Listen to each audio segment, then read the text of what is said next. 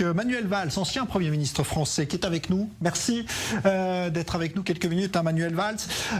D'abord, est-ce que vous pensez que la décision prise par le ministre de l'Intérieur, c'est un poste que vous avez occupé vous aussi, est-ce que ça a été la bonne selon vous, c'est-à-dire d'interdire le cortège à Paris parce qu'il a eu lieu, il a été autorisé dans d'autres villes de France, mais à Paris il était interdit? Oui, c'était la bonne décision. Nous étions plusieurs à avoir demandé cette interdiction. J'avais en souvenir, bien sûr, les manifestations de 2014, une manifestation d'ailleurs interdite, où on avait crié pour la première fois depuis la guerre « mort aux Juifs ». Donc l'idée que l'on puisse de nouveau, à l'occasion d'une manifestation, non pas pro-palestinienne, mais en faveur du Hamas, en faveur de la guerre que le Hamas a déclarée à Israël, avec la haine d'Israël et avec des slogans antisémites, c'était une idée, je crois, qui ne pouvait pas avoir lieu, qui ne pouvait pas s'imposer. Donc c'est une bonne décision, il fallait prendre cette décision, c'est une décision courageuse, et nous l'avons soutenue, notamment avec la maire de Paris, Anne Hidalgo. Alors il y a toujours quelque chose qui pose question, Manuel Valls, en France notamment, c'est qu'on se demande pourquoi. Par exemple, il y a quelques jours, il y a eu un carnage épouvantable en Afghanistan où des écolières ont été assassinées dans des attentats commis par les talibans. Il y a des massacres dans des tas de pays, malheureusement en Syrie, on a vu ce qui s'est passé. Ça ne mobilise pas autant que ce qui est en train de se passer ici en Israël, où Israël affirme être attaqué par une organisation terroriste, ce qui est le cas. Et là, des Français se mobilisent, plus de 20 000 aujourd'hui. Pourquoi est-ce que, à votre avis, ce conflit-là, précisément, mobilise autant?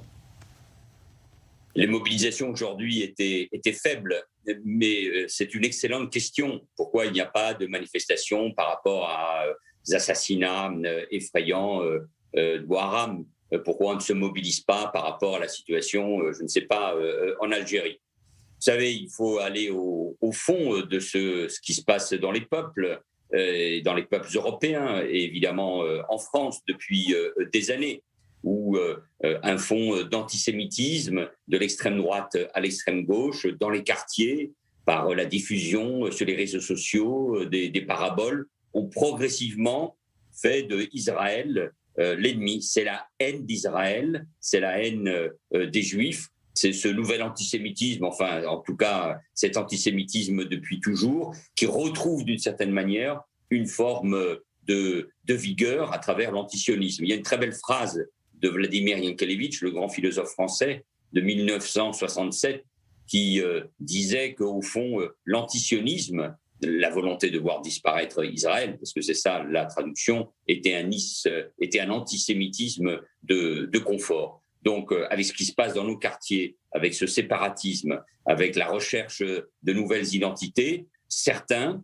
se mobilisent autour de la question d'Israël, contre Israël, pour exprimer la haine d'Israël et d'une certaine manière aussi, disons-le, la haine de la France. C'est ça, je crois, l'explication que l'on peut trouver, ce qui explique fort heureusement que ces manifestations sont réduites aujourd'hui, en tout cas, à quelques milliers de personnes, mais il faut être très vigilant car nous voyons l'impact de cet antisémitisme, pas seulement en France, mais dans le monde. On le retrouve en Espagne, on le retrouve dans la gauche américaine, car au fond, j'entendais les reportages, les personnes interrogées dans les reportages, par exemple, aux États-Unis, ceux qui demandent, par exemple, la fin de l'aide et du soutien aux États-Unis à Israël, ne critiquent pas le Hamas, ne mettent pas en cause cette organisation terroriste ou le Hezbollah, ne s'interrogent pas sur ce qui se passe. Ce qu'ils veulent, c'est la fin du lien entre les États-Unis et Israël. Et derrière, ce qu'ils veulent, c'est la disparition d'Israël. Ouais. Et justement, cette forme-là d'antisionisme, d'antisémitisme, elle est incarnée aujourd'hui en France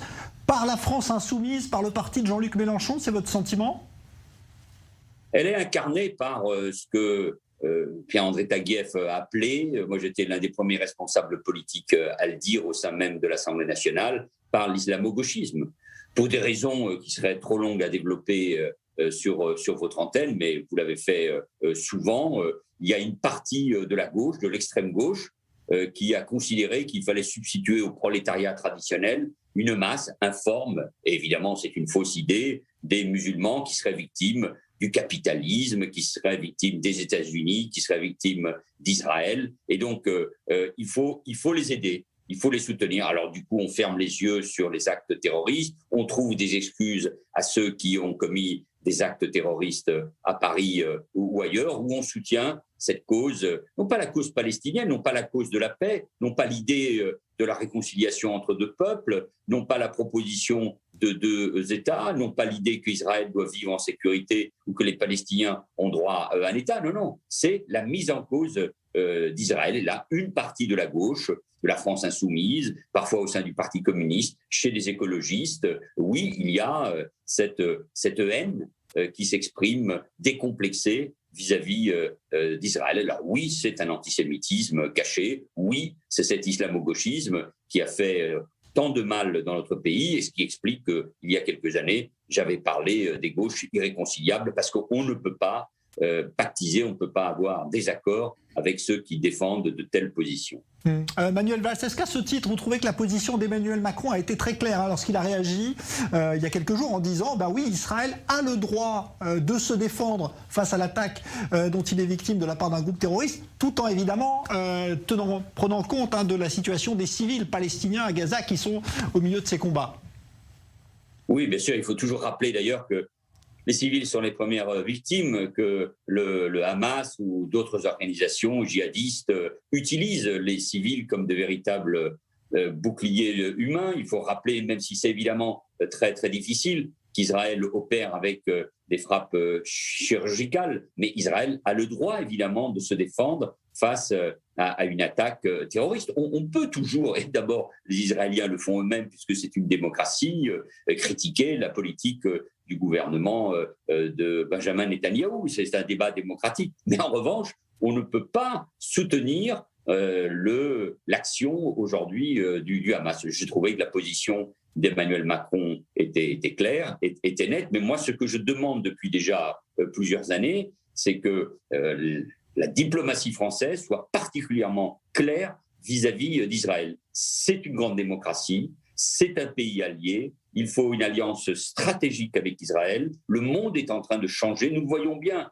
avec les accords d'Abraham. D'ailleurs, on sent bien parfois chez certains commentateurs une forme, au fond, de soulagement lâche. Non, ça y est, la question palestinienne redevient sur le devant de la scène, alors que beaucoup ne se sont pas exprimés sur la nature historique des accords d'Abraham. Donc, il faut appeler au dialogue, il faut que les Palestiniens reviennent autour de la table, mais cela ne peut pas se faire au moment où il y a une guerre, une agression, et nous savons, il faut le rappeler, que l'autorité palestinienne, gangrénée par la corruption, a décidé de repousser ou d'annuler les élections. Nous savons que ce qui se passe aujourd'hui, c'est d'abord une guerre au sein même du monde palestinien avec la volonté du Hamas de prendre le leadership sur le monde palestinien. Il faut rappeler cela, il faut en permanence être pédagogue vis-à-vis des opinions occidentales, parce que sinon, c'est tout le temps le même message qui passe. Donc la France, comme l'Union européenne, comme les grandes démocraties, doivent être très clairs sur ce sujet-là et soutenir